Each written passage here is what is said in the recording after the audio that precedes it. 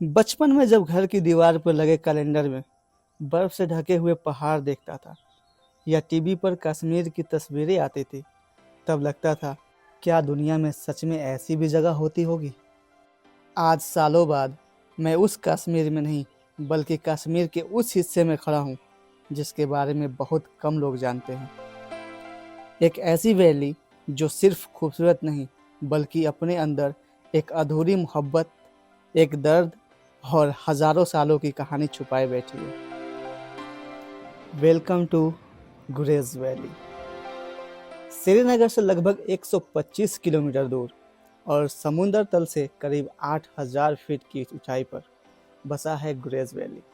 लेकिन यहाँ पहुँचना सिर्फ एक सफ़र नहीं बल्कि एक एक्सपीरियंस है, क्योंकि इस वैली तक पहुँचने के लिए हमें क्रॉस करना पड़ता है कश्मीर के सबसे खूबसूरत माउंटेन पासेस में से एक, राजदान पास।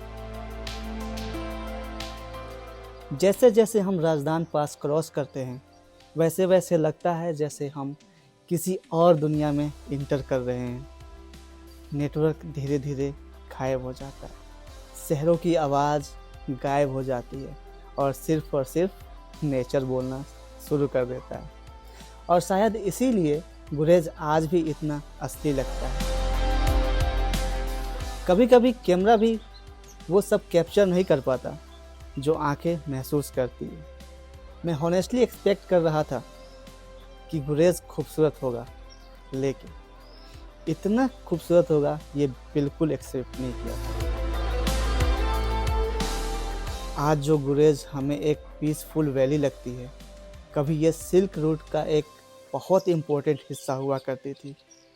इसी रास्ते से सेंट्रल एशिया के ट्रेडर्स कश्मीर आते थे।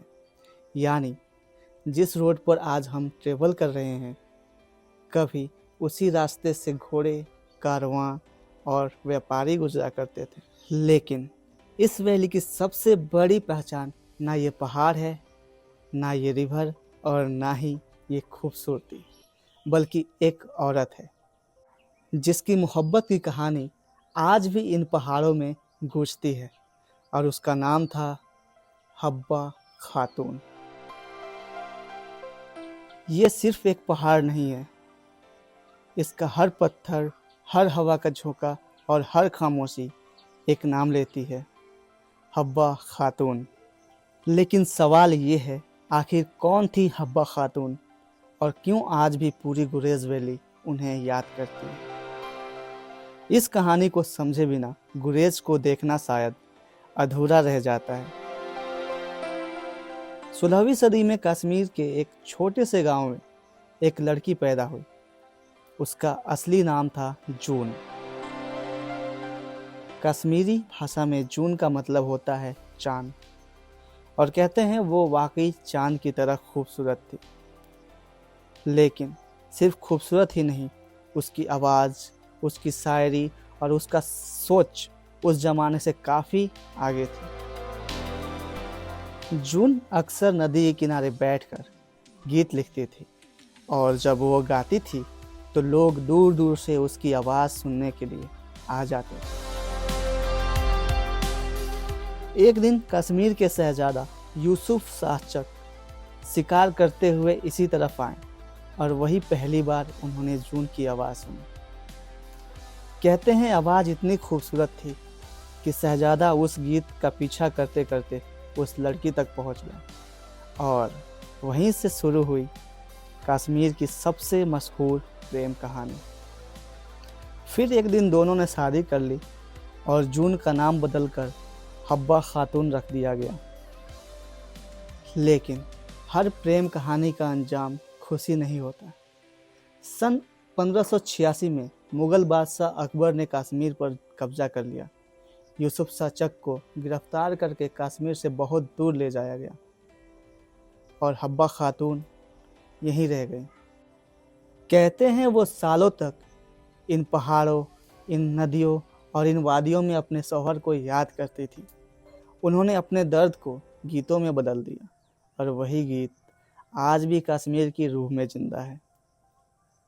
जब आप इस पहाड़ को देखते हैं तो शायद सिर्फ एक माउंटेन नज़र आता है, लेकिन जब आप इसकी कहानी जानते हैं तो ये सिर्फ पहाड़ नहीं रहता, ये इंतज़ार बन जाता है, ये मोहब्बत बन जाता है और दर्द बन जाता है। शायद इसीलिए गुरेज सिर्फ देखा नहीं जाता, महसूस किया जाता है। लेकिन गुरेज की कहानी सिर्फ हब्बा खातून तक ही सीमित नहीं है। यहाँ एक नदी है जो सिर्फ कश्मीर ही नहीं, 2 मुल्कों की कहानी भी अपने साथ लेकर बहती है। अगर गुरेज वैली की धड़कन कोई है तो वो है ये किशनगंगा रिवर। इसका पानी सिर्फ पहाड़ों से नहीं आता, ये अपने साथ सदियों की कहानियाँ भी लेकर बहता है। यही कश्मीर में इसे किशनगंगा कहते हैं, और जब ये लाइन ऑफ कंट्रोल के उस पार पहुँचती है तो इसी नदी का नाम बदलकर नीलम रिवर हो जाता है। नाम बदल जाता है लेकिन पानी वही रहता है। शायद नेचर हमें ये सिखाती है कि इंसान सरहदें बना सकता है लेकिन नदियाँ नहीं। गुरेज सिर्फ देखने की जगह नहीं है, यहाँ की कल्चर को महसूस करना भी उतना ही ज़रूरी है। यहाँ की एक गर्म चाय और लोकल लोगों की एक मुस्कान कब सफ़र को यादगार बना देती है पता ही नहीं चलता। गुरेज वैली भारत के सबसे सेंसिटिव बॉर्डर रीजन में से एक है, और शायद इसी वजह से यहाँ खड़े होकर हम सिर्फ नेचर का ही नहीं, उन लोगों का भी शुक्रिया अदा करते हैं जो दिन रात हमारी सुरक्षा के लिए यहाँ तैनात रहते हैं। उनकी वजह से ही हम ये खूबसूरती आराम से देख पाते हैं। लेकिन गुरेज ने मुझे सबसे बड़ी चीज़ अपनी खूबसूरती से नहीं सिखाई, बल्कि एक एहसास दिया कि दुनिया में आज भी ऐसी जगह बची हुई है जहाँ वक्त थोड़ा धीरे चलता है।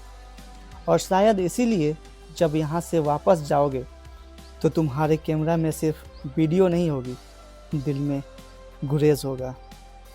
अगर ये सफ़र आपको पसंद आया हो तो वीडियो को लाइक ज़रूर कीजिएगा, और अगर चैनल पर आप नए हो तो चैनल को सब्सक्राइब ज़रूर कीजिएगा।